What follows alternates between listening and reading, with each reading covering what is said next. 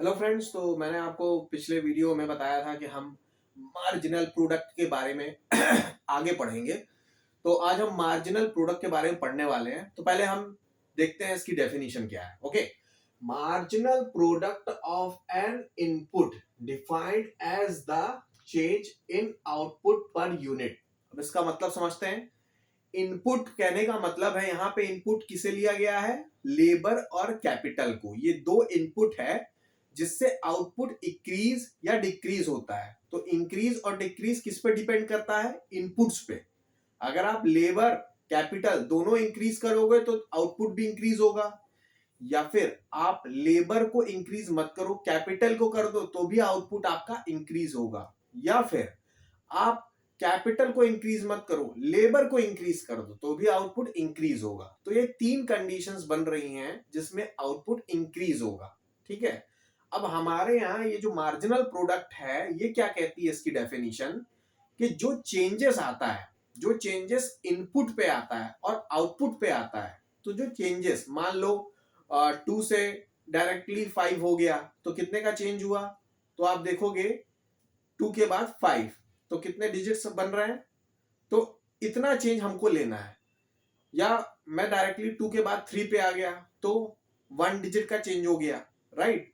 या मैं डायरेक्ट 10 से 10 कैपिटल से 20 कैपिटल में आ गया तो 10 डिजिट का चेंज हो गया।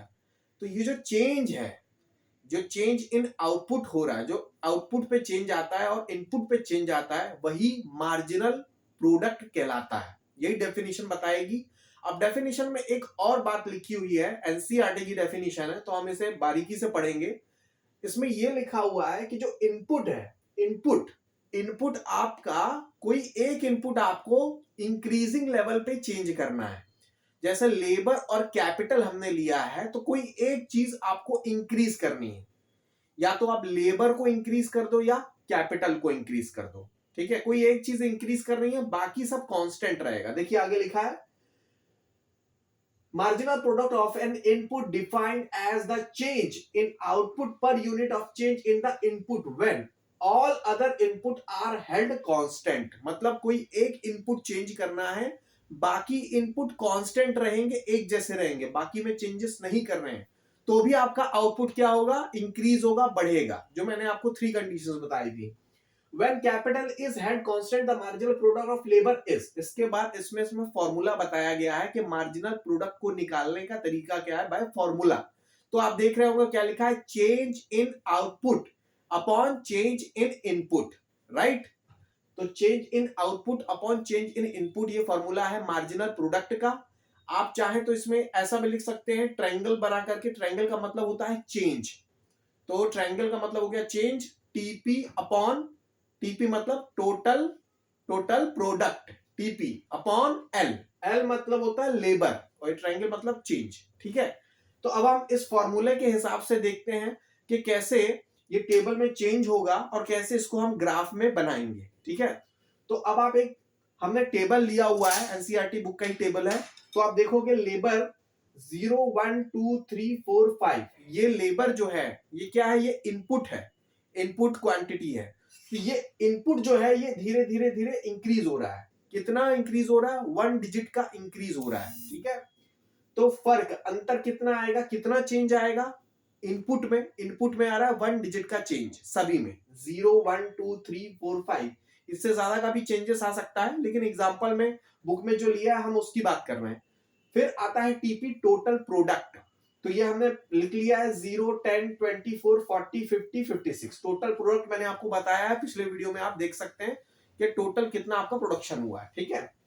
तो इन दोनों के बीच का जो, अब क्या होगा, इन दोनों को हम डिवाइड करेंगे मार्जिनल प्रोडक्ट निकालने के लिए according to this formula. Formula में क्या लिखा है? Change in output upon change in input.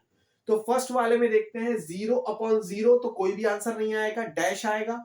Second वाले में देखते हैं तो क्या लिखा है? 1 और डैश लिखा है 10। तो यहां पे कितने का अंतर हुआ? आप देखेंगे 10 का अंतर हुआ, यहां पे 10 डिजिट का जो है वो अंतर हुआ है।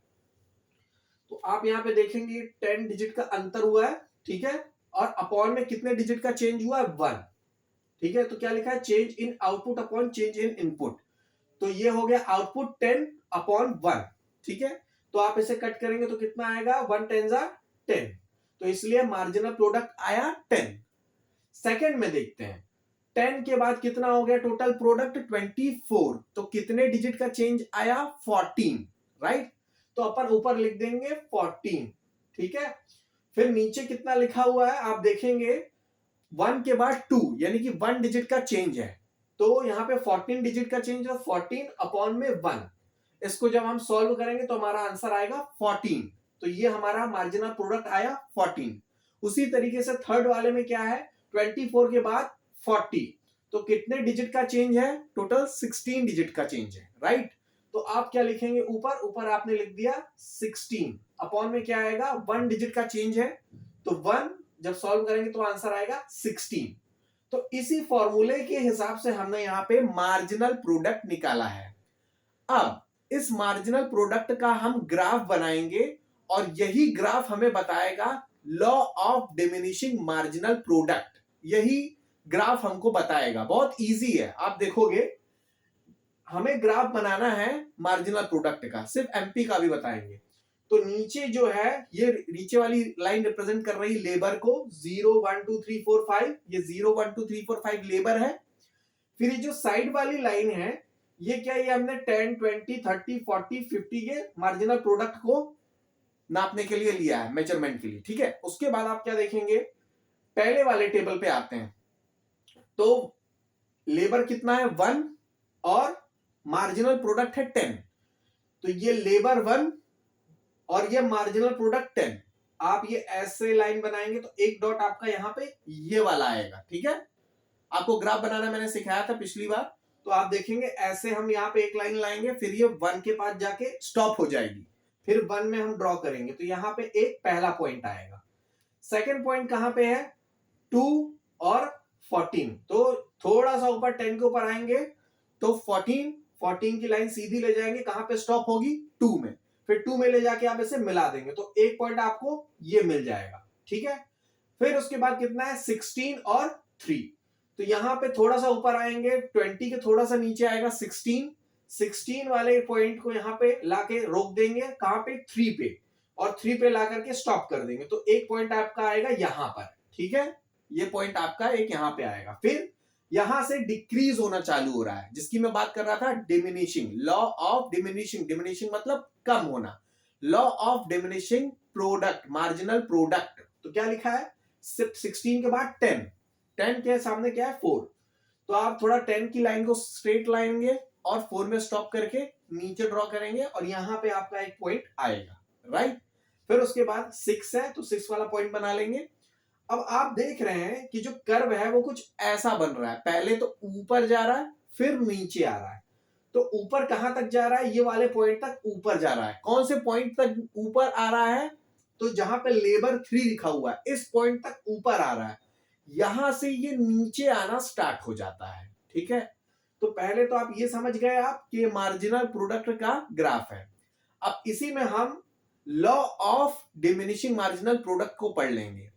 Law of diminishing marginal product का यह मतलब होता है किसी भी चीज की सेटिस्फैक्शन की एक सीमा होती है ना। कोई भी चीज आप लेंगे तो उस एक सीमा तक लेंगे, उसके बाद वो चीज नीचे आती चली जाएगी।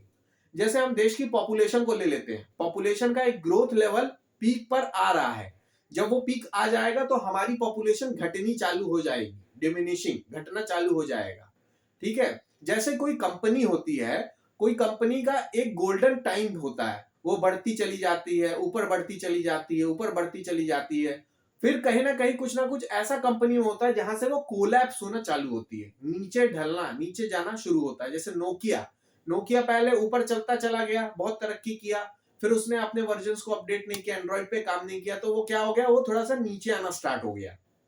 तो इस तरीके के प्रोडक्ट में जहां पे ऊपर जाने के बाद एक टाइम आता है, एक इंक्रीज होने का एक पीक पॉइंट आता है, उस पीक पॉइंट से जब वो नीचे जाना स्टार्ट होता है उसी को कहते हैं law of diminishing marginal product. आप नीचे देखेंगे क्या लिखा है, this tendency of the MP marginal product to first increase, पहले इंक्रीज होगा, पहले बढ़ेगा, ठीक है।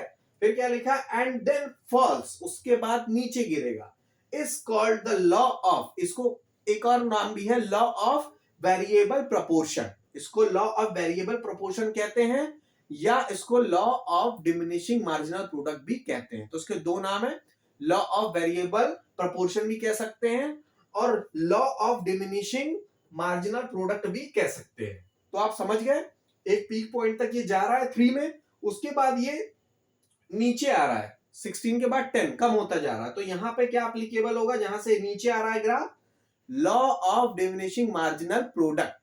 ये बहुत इजी है, मुझे लगता है आपको समझ में आ गया होगा। नहीं आया हो तो एक बार रिवाइंड कर लीजिएगा वीडियो को, it will be easy to understand. बहुत आसानी से मैंने समझाया है, बहुत बहुत कंफर्टेबल लैंग्वेज है।